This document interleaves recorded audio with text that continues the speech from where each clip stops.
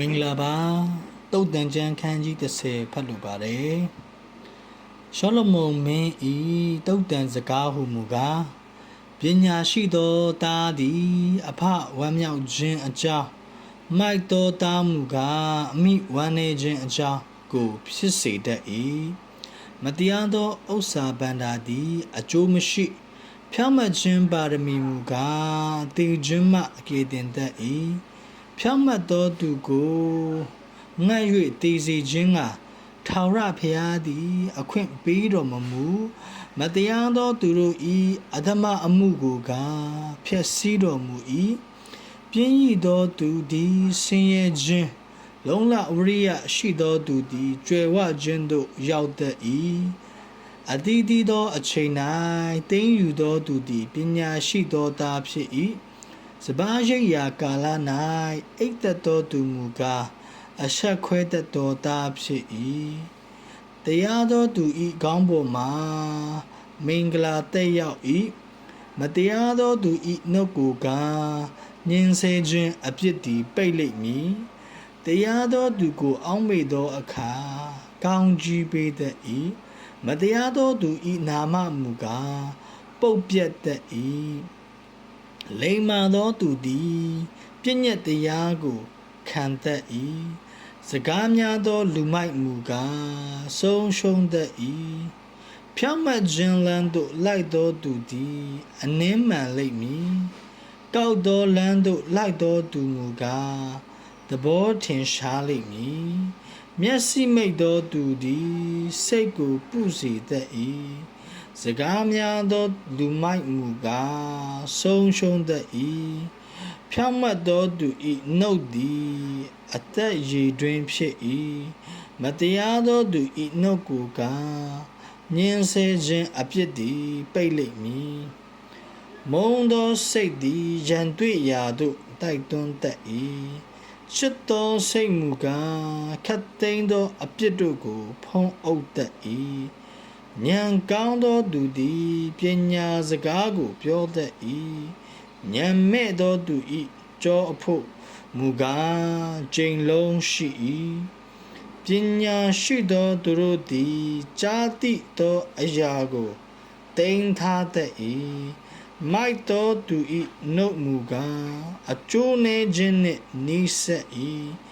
ငွေရတတ်သောသူ၏စီးစိမ်သည်သူ၏ခိုင်ခန့်သောမြို့ဖြစ်၏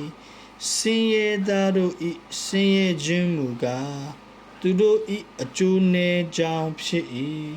ဖြောင့်မတ်သောသူ၏အလုတ်အကင်သည်အသက်နှင့်၎င်းမတရားသောသူ၏အကျိုးစီးပွားသည်အပြစ်နှင့်၎င်းရှင်၏ဤဥပရိသကိုစောက်ရှောက်သောသူသည်အသက်လမ်းသို့လိုက်တတ်၏ဆုံးမခြင်းကိုညှင်းပယ်သောသူမူကားလမ်းလွဲတတ်၏အညိုးဖွဲ့သောသဘောကိုမူတာနှုတ်ခမ်းဖြင့်ဖုံးထားသောသူ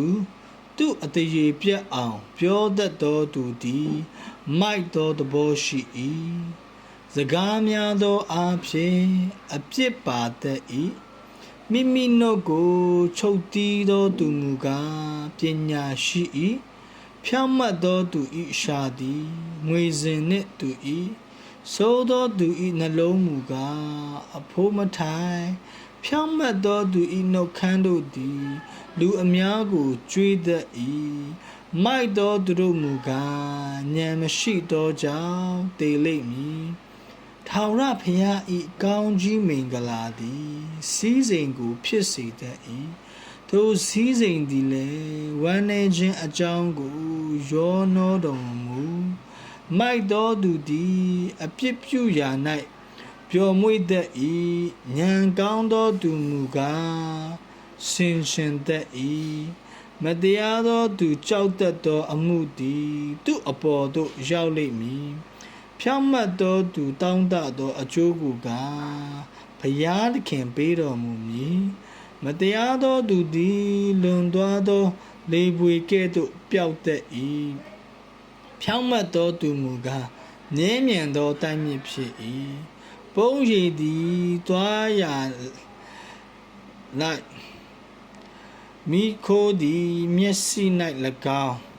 ဖြစ်တဲ့ကဲ့သို့ပြင်းရည်သောသူသည်စေလွတ်သောသူ၌ဖြစ်၏ထာဝရဘုရားကိုကြောက်ရွံ့သောသဘောသည်အသက်တာကိုရှည်စေတတ်၏မတရားသောသူ၏နှစ်ပေါင်းမူကားတိုတတ်၏ဖြောင့်မတ်သောသူ၏မျော်လင့်ခြင်းသည်ဝမ်းမြောက်เสียအကြောင်းဖြစ်၏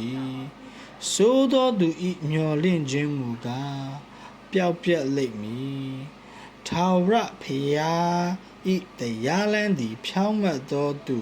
ခိုင်ခန့်ခြင်းအကြောင်းဖြစ်၏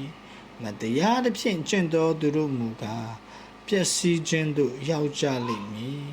ဖြောင့်မတ်သောသူသည်အစင်မပြတ်နေရာမှမရွေ့ရာ